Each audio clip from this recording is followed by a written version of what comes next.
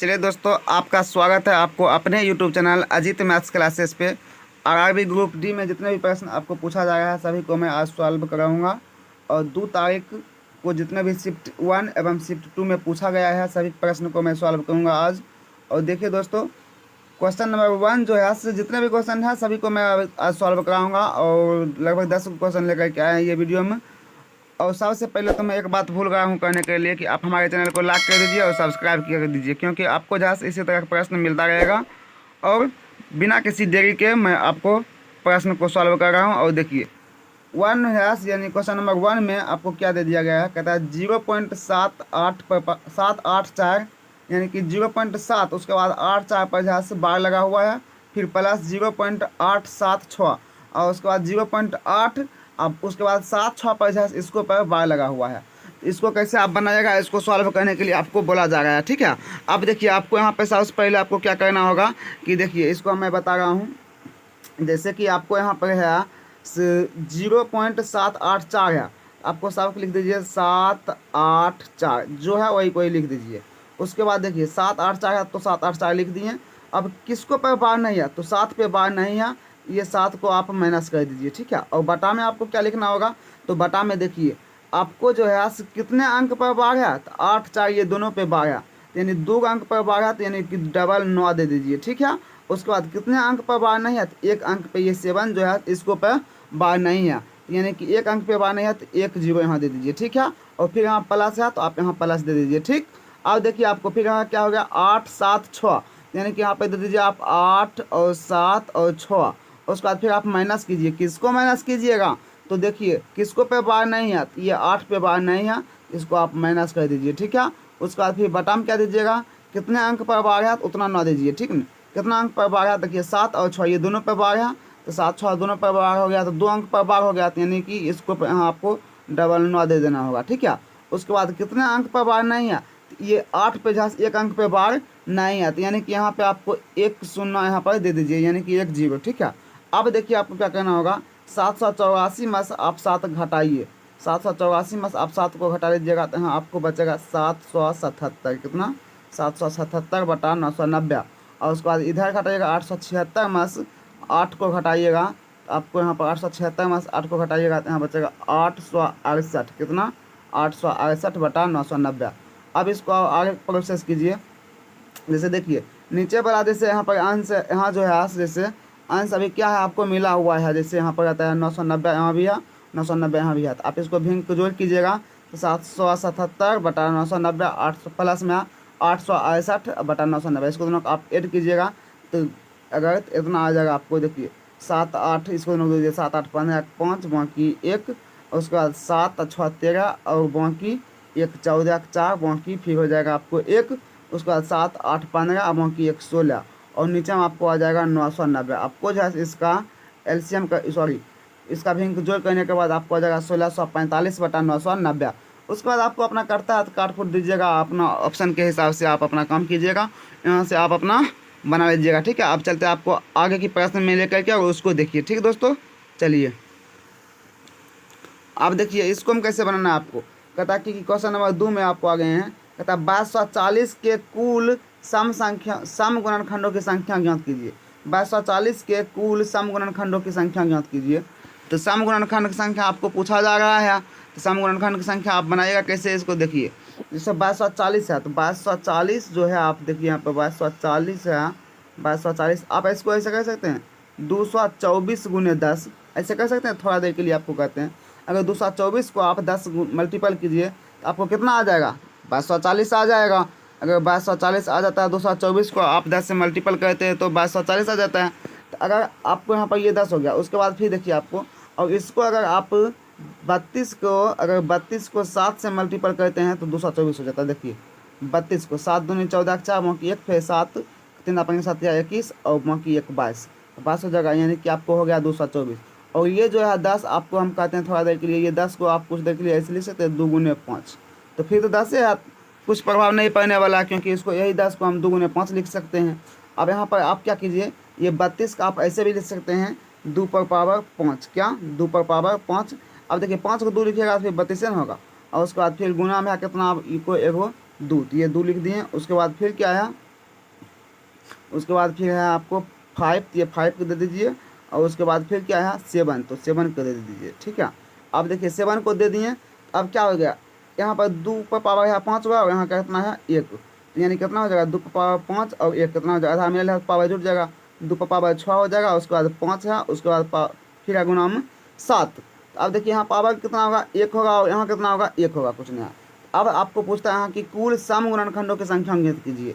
तो सम गुणनखंडों की संख्या आपको ज्ञात करना है, तो आप कैसे ज्ञात कीजिएगा, तो आपको यहाँ पर कुल सम गुणनखंडों की संख्या ज्ञात करना है। तो आप पहले यह 6 है तो 6 लिख दीजिए, उसके बाद फिर मल्टीपल कीजिए, और यहाँ पर 1 है तो इसको ये विषम संख्या है, तो इसको सम पाने के लिए क्या करेंगे, 1 जोड़ देंगे तो ये हो जाएगा 2, ठीक है। फिर मल्टीपल कीजिए, 1 है इसको सम पाना है तो कितना करेंगे, 1 जोड़ देंगे तब 2 हो जाएगा। अब इसको सबको मल्टीपल कीजिए, 6 को 2 से मल्टीपल करेंगे 12, यानी 6 दूनी 12 और 12 दूनी 24। आपको क्या राइट आंसर हो जाएगा 24 आंसर हो जाएगा, आपको राइट आंसर 24 हो जाएगा, ठीक है दोस्तों। अब चलते हैं आपको बिना किसी देर के आगे के प्रश्न में लेकर के, उसको देखिए, ठीक ना। अब देखिए 3 नंबर में आते हैं आपको लेकर के। 3 नंबर में देखिए कहता है क्या, यदि किसी संख्या से 158 यदि किसी संख्या से 158 और 285 को विभाजित किया जाता है तो शेषफल 4 और 5 बचते हैं, तो वह बड़ी से बड़ी संख्या ज्ञात कीजिए। तो वह बड़ी से बड़ी संख्या ज्ञात कीजिए। जैसे कि कोनो संख्या से अगर भाग दिया जाता है तो शेषफल 4 बचता है और 5 बचता है, तो वह बड़ी से बड़ी संख्या कौन है, 18 है या 14 है या 21 है या 7 है।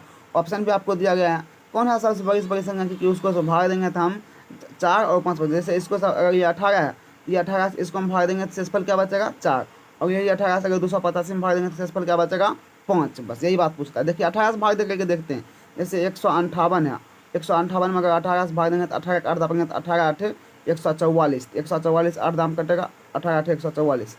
लेकिन यहाँ है कितना 158, यहाँ शेष कितना बच जाएगा, तो 14 शेष बच जाएगा, जिसकी वजह से ये नहीं हो सकता, ठीक है 18, क्योंकि 14 शेष बच जाएगा। लेकिन यहाँ पहला था, इसको अगर भाग देंगे शेष बचना चाहिए क्या 4, ये गड़बड़ है। इसको छोड़ करके फिर आगे के चेक करते हैं दूसरा, जैसे 14 चेक करते हैं।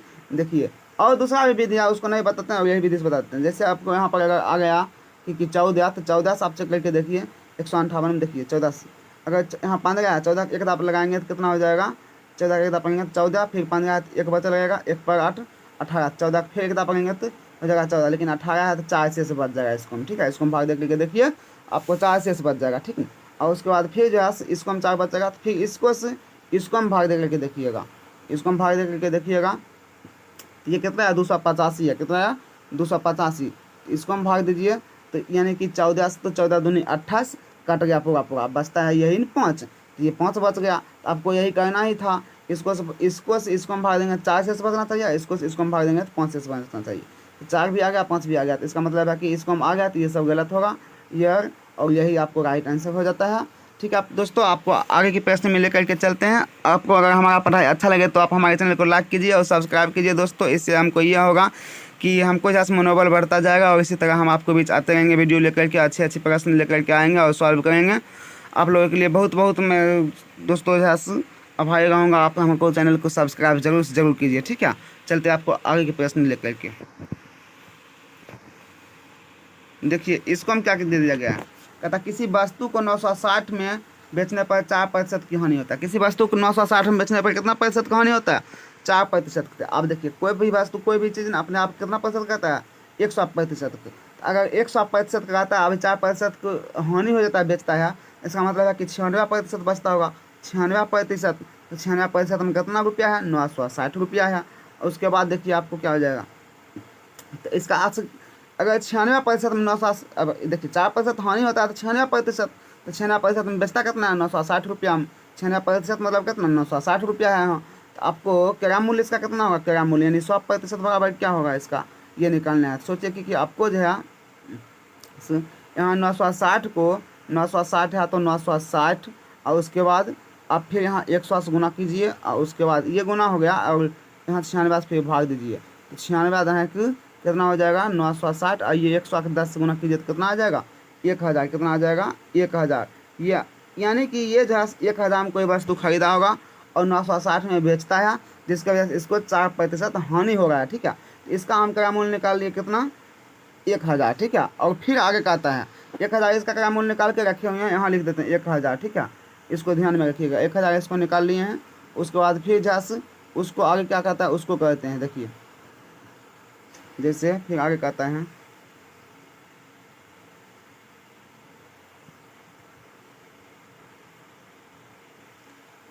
अब देखिए आगे प्रश्न फिर क्या कह रहा है कि कहता है कि किसी अन्य वस्तु को 840 में बेचने पर 20% का लाभ होता है। कोनो अन्य वस्तु को बेचने 840 में अगर बेचता है तो उसको 20% लाभ होता है। इसका मतलब है कि 120% बराबर कितना हो जाएगा, 840। तो इसका क्रय मूल्य कितना हो जाएगा, इसका क्रय मूल्य हो जाएगा, आप 840 हो गया ये, इसका क्रय मूल्य क्या हो जाएगा, तो यानी 100% बराबर, इसको भी निकाल लेते हैं। इसको में भी आप क्या कीजिए, 840 और गुने 100 और भाग के दीजिए, आपको 120 से भाग कर देना होगा। अब देखिए ये 0 0 गया, 12 सत्ते आपको हो जाएगा 84। ये 7 180 गुना कीजिएगा तो हो जाएगा आपको 700। यानी कि ये जहाँ 700 में ये बंदा खरीदा होगा कोई वस्तु और 840 में बेचता है, जिसकी वजह से इसको 20% लाभ होता है। अब देखिए फिर यहाँ यहाँ आकर के आपको पूछ देता है 20% लाभ होता है तो कुल लाभ या हानि ज्ञात कीजिए। तो अब कुल पूछ जाता है, कुल लाभ या हानि, इसका हम ज्ञात कर लिए। इसका हमको क्रय मूल्य कितना मालूम हो गया, 700। अब देखिए आपको कुल वाला बात बताते हैं। पहले नंबर कुल वाला यहाँ पर क्या ये पूछने के लिए चाहता है। अब देखिए इसका एगो निकाल लिए हैं 700 क्रय मूल्य, एगो को निकाल लिए हैं 1000, ठीक है। अब यहाँ पर है आपको एक निकाल लिए हैं कितना कितना, जैसे एगो को निकाल लिए हैं कितना 700, यानी सीपी हो गया है यहाँ आपको सीपी हो गया है। एक वस्तु का आपको हम निकाल लिए हैं 1000, उसके बाद एगो को निकाल लिए हैं आपको 700, ठीक है 700। और उसके बाद जो है और SP यानी सेलिंग प्राइस, ये बेचा कितना कितना में, एक वस्तु बेचा है 960 में, एक वस्तु बेचा 960 में, उसके बाद दूसरा वस्तु बेचा है 840 में। अब देखिए ये टोटल कितना का बेचा है, 0 0 0 6 4 10 के 0 बाकी 1, उसके बाद 9 8 17 बाकी 1 18, ठीक है। ऐसे हो गया, यानी कि ये हो गया 1800 और ये खरीदा कितना 1700, यहाँ हो गया 1700। अब देखिए इसका क्रय मूल्य हो गया CP कितना, ये टोटल 1700 रुपया में टोटल दोनों वस्तु खरीदा था, लेकिन दोनों वस्तु को मिला करके ये क्या कहते हैं, बेचता कितना 1800 में। तो देखिए 1700 में खरीदा था, टोटल हो गया इसका क्रय मूल्य 1700 और ये इसका सेलिंग प्राइस हो गया 1800, यानी कि बेचा ये 1800। इसको कितना लाभ हुआ, 1700 में खरीदा 1800 में बेचा, इसका मतलब है कि इसको जैसे 100 रुपया क्या हुआ, लाभ हो गया। कितना लाभ हो गया, 100 रुपया, ठीक है। अब फिर चलते हैं आपको आगे की प्रश्न में लेकर के, ठीक है। अब देखिए जैसे यहाँ पे कहता है यदि 4800 की राशि पर 15% वार्षिक दर से 2160 साधारण ब्याज कितने वर्षों में प्राप्त होगा। कहता कि 4800 रुपया मूलधन दिया है, उसके बाद दर दे दिया आपको 15% और उसके बाद यहाँ से कहता है 2160 रुपया कब हो जाएगा साधारण ब्याज, कितना वर्षों में हो जाएगा। यानी साधारण ब्याज सोचिए कि आपको दे दिया गया है 2160, यानी कि आपको साधारण ब्याज बराबर होता है सूत्र मूलधन गुने समय गुने दर बटा 100। तो आपको साधारण ब्याज दे दिया है 2160 लिख दीजिए, बराबर होता है मूलधन गुने दर गुने समय, यानी मूलधन हो गया आपको 4800, उसके बाद दर हो गया आपको 15 और उसके बाद समय नहीं है दिया गया तो यहाँ पर आपको T मान लेते हैं, ठीक है। और बटा में 100। अब ये दोनों जीरो इधर आ जाएगा तो यहाँ हो जाएगा आपको 2160 गुने 100 और उसके बाद फिर बटा में दे दीजिए आप, ये गुना में इधर आ जाएगा भाग में, तो 4800 नीचे में आ जाएगा और यहाँ पर 15 भी है तो ये 15 भी आ जाएगा, ठीक है। और बराबर में आपको क्या बच जाएगा, तो बराबर में आपको ये T बच जाएगा, ये T, ठीक है। अब देखिए T, अब यहाँ से ये 0 1 0 2 0 नीचे से काटे तो ऊपर से भी 1 0 2 0 काट दिए।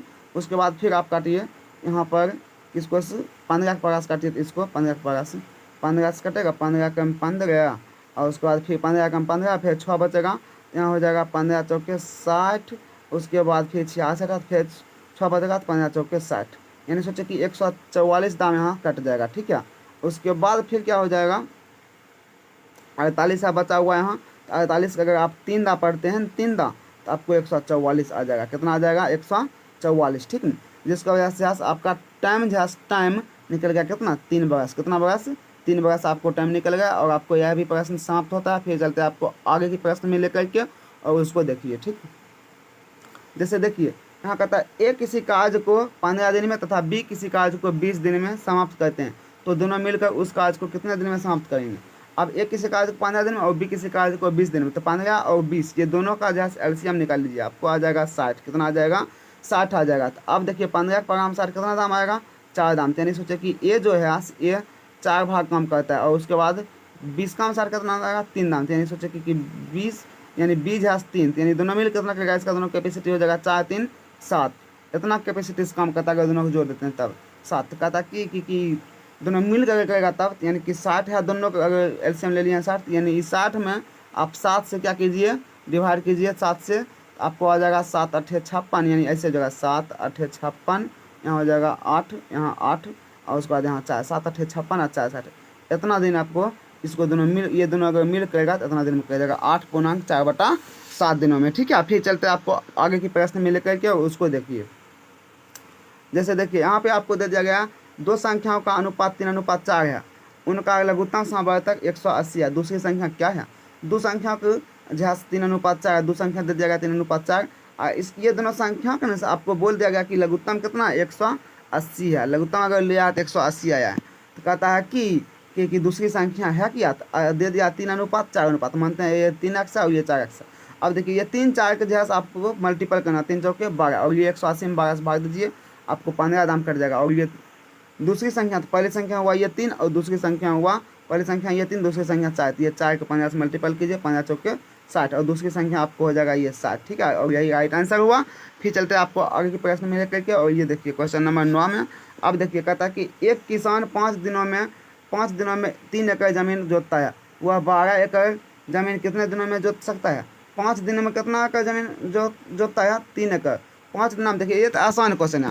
5 दिन में 3 एकड़ जोता है तो 12 एकड़ ज़मीन कितने दिन में जोतेगा? अगर 5 दिन में 3 एकड़ जोतता है तो ऐसे मूर्ख वाला भी हिसाब कर सकते हैं आप। 5 दिन में 3 एकड़ ज़मीन जोतता है तो 10 दिन में कितना जोड़ेगा? 6 एकड़ ज़मीन जोतेगा, तो 10 दिन में 6 एकड़, तो 20 दिन में 12 एकड़, इसलिए आपका ये राइट आंसर हो जाएगा 20। ठीक है, फिर चलते आपको आगे के प्रश्न में लेकर के उसको देखिए। जैसे यहाँ पे दे दिया गया है यहाँ पर कि इसको देखिए आसान तरीका है इसको भी बनाने का। यहाँ पर देखिए साइन का अपोजिट होता है क्वास और क्वास का होता है साइन। इसको दोनों को जैसे 19 और 71, इसको दोनों को देखिए 90 पूरा है, हाँ 90 पूरा। ये दोनों को जोड़ कर देखिए 73 और 70, 90 पूरा 90 पूरा। सोचो कि इसको काटेंगे तो 1 आएगा, उसके बाद जो है इसको काटेंगे तो 1, उसके बाद फिर इसको काटेंगे तो 1, और 1 + 1 कितना हो जाएगा? बराबर 2, और आपका राइट आंसर हो जाएगा 2। ठीक है दोस्तों, आज की क्लास यहीं तक रखते हैं, फिर मिलते हैं आपको आगे की वीडियो में। ठीक है।